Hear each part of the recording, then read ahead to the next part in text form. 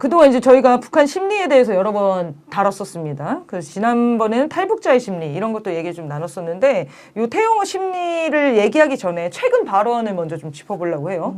최근에 태용호가 국힘당 최고위원이 된 이후에 연일 반북 대결적인 발언 또 모자라서 역사 왜곡까지 하고 있는 상황입니다.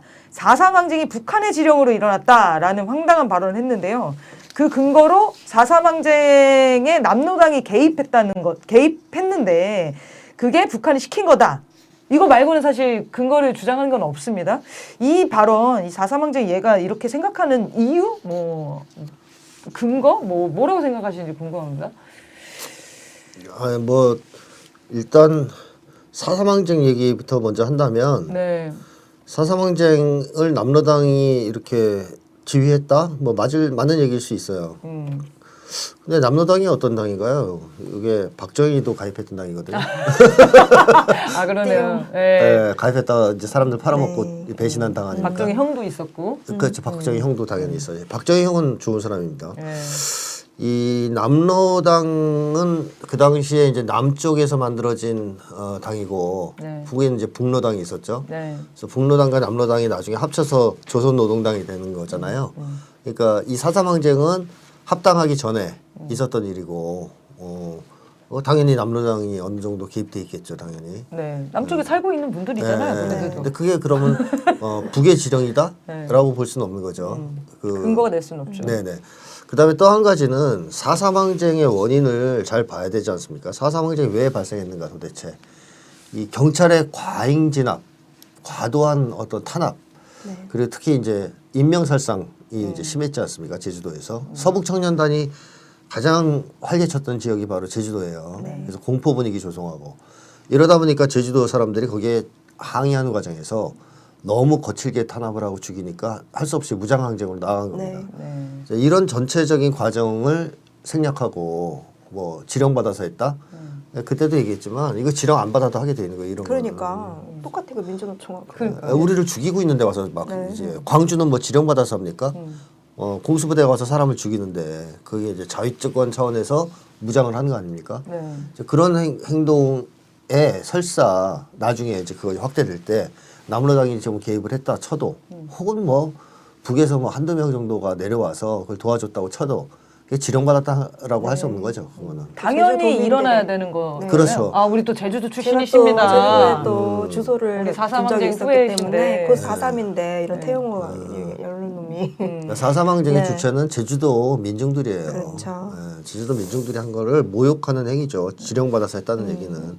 만약에 북한이 지령을 했다고 하더라도 당연히 해야 되는 일인 거예요, 그러면. 그렇다니까요. 합당제가 될 수 없다. 제 얘기가 그 얘기예요. 도와줘도. 그리고 그 당시에 남북 상황은 지금하고 틀려요. 그러니까 김구 선생은 북조선 노동당하고 협력해서 통일을 이루기 위해서 노력하다 돌아가신 거예요. 분단된 지 몇 년 안 된 사이에 일어난 그 48년인가 그렇지 그렇죠? 않습니까? 네, 3년. 그렇기 때문에 그 당시에 남북 인사들은 북을 적으로 보지 않았습니다. 마찬가지로 북도 그렇고 남북에서 통일을 이루기 위해서 노력한 사람이 많이 있습니다. 여운형, 김구 이런 사람들, 김규식 이런 분들. 그러니까 분단을 추구했던 자들은 이승만 일파밖에 없습니다. 미군정과. 그래서 그것과 관련해서 영구 분단을 획책하려는 미국 이승만 일당과 그것에 반대하는 이제 남로당만이 아니에요. 그러니까 김구 계열이라든가 이런 사람들까지 다 포함해서 전면적인 충돌이 벌어지고 있던 상황이거든요. 한반도 내에서. 그게 남쪽에서는 무장항쟁으로 많이 이제 터져 나왔었고요. 너무 잔혹한 탄압을 하다 보니까 이런 상황에서 벌어진 사건이 바로 제주도이기 때문에 4.3 항쟁이기 때문에 이것을 북한 지령을 받았다라고 하는 것도 이상하고 설사 그런 것이 좀 있다 하더라도 모독할 수 있는 근거는 전혀 되지 못한다. 그 당시 상황으로 봤을 때. 김구 선생도 그럼 지령받은 겁니까? 통일을 주장하면 다 지령받았다고 생각하는 것 같아요. 아니 북에 넘어가서 회담했잖아요. 김일성 주석이랑 그 당시에. 그 당시에 이제 주석이 아니었는데 하여튼 회담하고 합의문 냈어요. 그게 이제 남북 연석 회의잖아요. 그 유명한. 그걸 하고 내려왔다가 결국엔 돌아가신 거 아니에요. 암살당한 거죠. 이런 것도 그러면 지령받고 내려와서 하는 행동이 됩니까? 그러네. 김구 선생님도 공작원이 돼버렸네요. 그렇죠. 그 논리에 의하면 다 지령이지 뭐. 그래서 이 지령설은 제가 볼 때는 사람의 주체성을 부정하는 망발입니다. 그렇죠. 사람이라면 누구나 했을 행동에 자기가 대해서. 듣기에 맞는 얘기는 받아들이는 네. 거고 맞지 않으면 거부하는 거예요. 그게 북쪽에서 하는 얘기든 미국에서 하는 얘기든 그렇죠. 사람은 다 그렇게 자기가 스스로 판단해서 결정하는 존재거든요. 근데 받을만 하니까 받는 거죠. 그러니까 어떻게 보면 네. 그 어떤 조언이나 이런 것들을 통일합시다. 분단 안 됩니다. 나도 동의합니다. 네. 그럼 이제 지령 접습니까? 그렇지. 그게? 그렇게 네. 웃긴 이 거죠. 사람들은 이제 그런 논리잖아요. 독도는 우리 땅이다 하면 지령 네. 접수한 거잖아요. 지금 북한도 그렇게 똑같은 그렇게 주장 되는 거죠. 그렇게 따지면 국힘당도 다 처벌해야 돼요. 그렇지. 왜냐하면 걔들도 지구가 둥글다 그러거든요. 위험한 사람들이네. 북에서도 둥글다 그러는데 아 위험한 사람들이에요 지금. 그렇지.